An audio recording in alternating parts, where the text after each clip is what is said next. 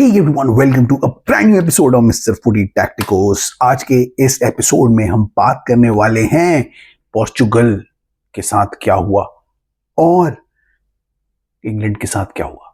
बात करते हैं इस एपिसोड में, लेट्स गो। तो दो बड़े मैच हुए और दो बड़े मैच में बिल्कुल ऑपोजिट रिजल्ट आए। सबसे पहले बात करते हैं Portugal versus democratic Republic of Congo की या कॉन्गो की। क्या हुआ इस मैच में? इस मैच में एक्सपेक्टेड था कि पोर्चुगल हरा देगी कॉन्गो को। अब पोर्चुगल बहुत अच्छी टीम है, बहुत खतरनाक टीम है, उनके पास जबरदस्त प्लेयर हैं, पता नहीं प्रॉब्ली द वर्ल्ड कप की बेस्ट मिडफील्ड है उनके पास, और उनके पास एक फैंटास्टिक लेजेंड है आगे, ब्रूनो फर्नांडिस हैं, बहुत सारे प्लेयर्स हैं, बहुत ही क्रिएटिव, बहुत ही बढ़िया टीम है। लेकिन इस मैच में वो पता नहीं क्या कर रहे थे, नहीं समझ में आया।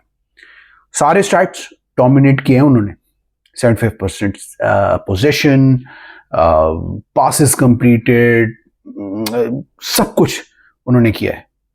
बॉल रिकवरीज, डिफेंस में, everything they have done except score. एक गोल स्कोर किया उन्होंने, वो भी जाओ नेवेस ने किया है। तो इससे क्या पता लगता है? इससे ये पता लगता है कि इस मैच में उन्होंने गेम को कंट्रोल तो किया, लेकिन सारा टाइम वो इधर उधर पास करते रहे।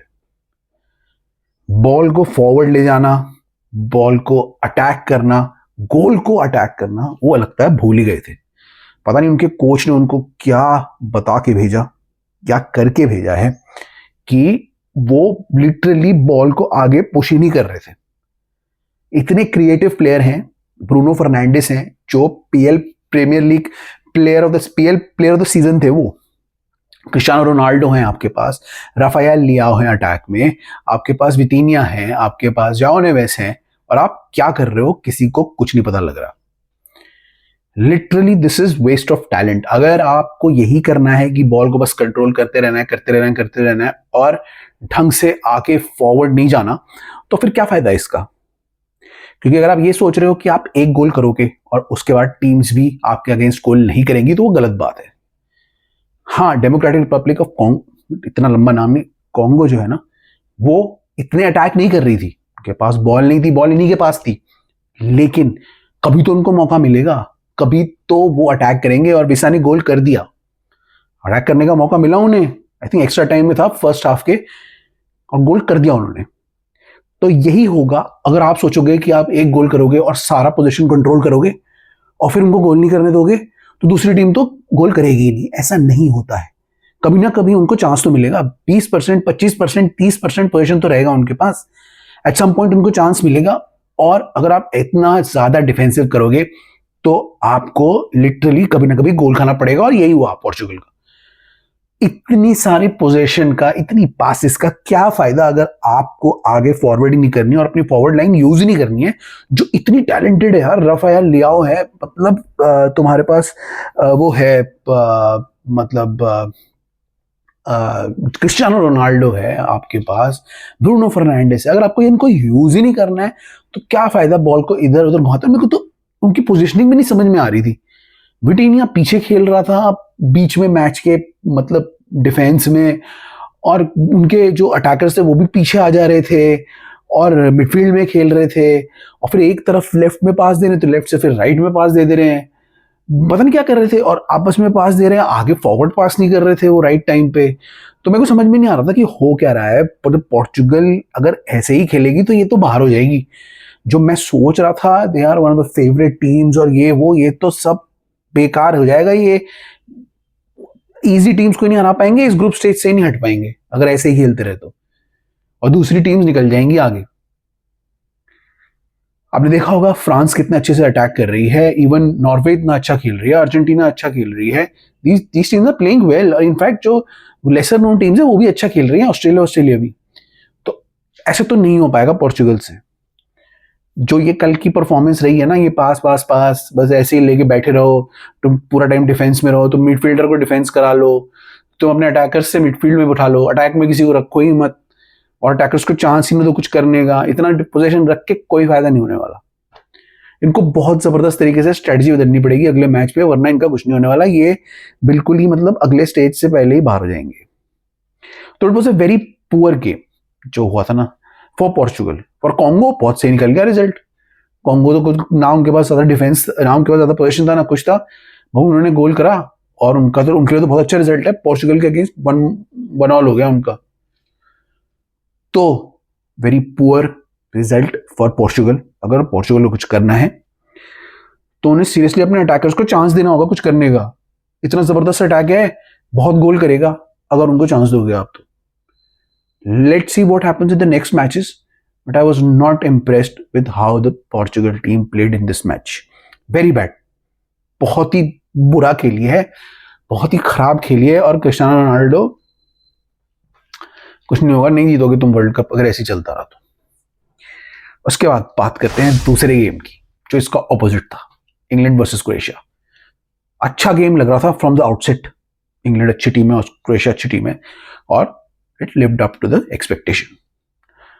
ना फर्स्ट हाफ में basically England were in control, most half में इंग्लैंड इन कंट्रोल। 2 लैप्सेस हो गए उनके जिसकी वजह से क्रोएशिया ने 2 गोल कर दिए, लेकिन इंग्लैंड अच्छी अटैक कर रही थी। England looked good in attack. Defence में इतनी अच्छी नहीं लग रही थी फर्स्ट हाफ में, लेकिन अटैक में ठीक लग रही थी और उन्होंने भी अटैक करके अपने आप को मैच में बनाए रखा। गोल मारे हैरी केन ने पेनल्टी की और उसके बाद गोल मारा एक और। तो in general England were good in attack but poor in defence. 2 bar lapse हुआ, इसकी वजह से क्रोएशिया को 2 गोल मिल गए। सेकेंड हाफ में वो सीरियस फॉर्म में आ गए क्योंकि सेकेंड हाफ में वो हमें ज्यादा अटैक करते हुए दिखे।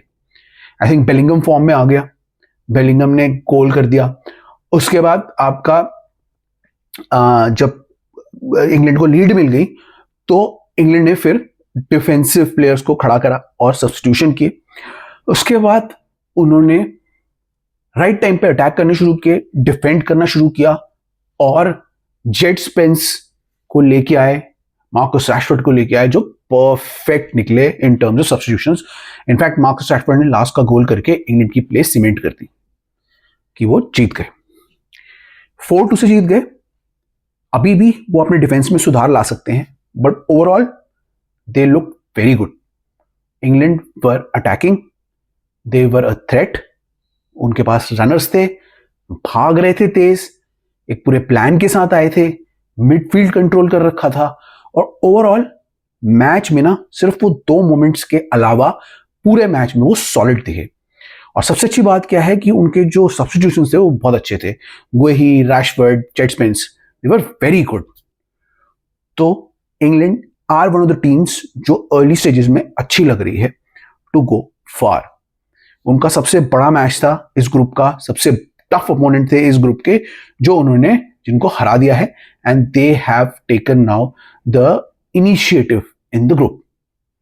तो लेट्स सी आगे क्या होगा, लेकिन अभी के लिए England were looking very good. Thomas Tuchel को अगर पता है ना कि उनको अपना काम कैसे निकालना है तो वो सिर्फ वो ही जानते हैं। He is a kind of manager जिसको आप थोड़ा मौका दोगे तो वो बंदा आपको सीरियस गेम दिखाएगा और वो ऐसे प्लेयर्स लाएगा जिनको अपना रोल पता है टीम में। थॉमस टूचेल ने प्लानिंग को इसमें परफेक्ट रखा। डिफेंस करेक्ट टाइम पे किया, मिडफील्ड कंट्रोल करेक्ट टाइम पे किया, गेम को स्लो करेक्ट टाइम पे किया, गेम को फास्ट करेक्ट टाइम पे किया। और इंग्लैंड के पास जब बॉल थी when they were dominating on the ball वो तब भी डेंजरस थे और जब 10 मिनट के लिए क्रोएशिया हावी हुई थी वो तब भी डेंजरस थे क्योंकि क्रोएशिया जब अटैक कर रही थी ना तो इंग्लैंड जैसे डिफेंस कर रही थी उनको ब्रीच करना मुश्किल था और एक चांस मिलने पे उनके पास रनर्स बैठे थे जो अटैक करने के लिए तैयार थे, जिसकी वजह से लास्ट गोल हुआ बाय द वे रैशफोर्ड का। तो इंग्लैंड के लिए ये परफेक्ट एक तरीके से ना सिनारियो बन गया है कि वो अटैक के टाइम पे ऑन द बॉल भी डेंजरस हैं और ऑफ द बॉल अगर वो डिफेंस कर रहे हैं तब भी डेंजरस हैं। तो दूसरी टीम्स को अब हर सिचुएशन में इंग्लैंड से डर लगा रहेगा। तो अब fantastic start for England, a dangerous start for England, attacking wise brilliant लग रहे हैं वो। और एक कहते हैं ना सही सेट वाली जो शुरुआत है वो इंग्लैंड की हुई है, इन द सेंस कि हर प्लेयर को अपना अपना काम पता है। तो उस हिसाब से England look very good. I must tell you, मेरे हिसाब से England looks probably one of the best teams in this world cup right now. तो आगे क्या होगा पता नहीं, हो सकता है अभी सेकेंड सेट ऑफ मैचेस में दूसरी टीम्स भी फॉर्म में आ जाए, but right now England look the best. और इंग्लैंड का सबसे टफ मैच हो चुका है इस ग्रुप का, तो बाकी मैचेस के लिए they can do really well. तो यहां पे मैं अपना वीडियो खत्म कर रहा हूं। आप बताना आपको वीडियो कैसा लगा, कैसे लग रहे हैं आपको वीडियोस। में हर दिन वीडियो निकाल रहा हूं ऑन वर्ल्ड कप, ऐसे निकालता रहूंगा जब तक वर्ल्ड कप होगा। And keep watching, keep following, keep subscribing. आज एक शॉर्ट भी निकालूंगा, ये वीडियो भी निकालूंगा, और कल या आज आपको एक ट्रांसफर का वीडियो भी मिलेगा। तो इसी के साथ I will see you in the next one. Till then it's bye from my side, bye bye.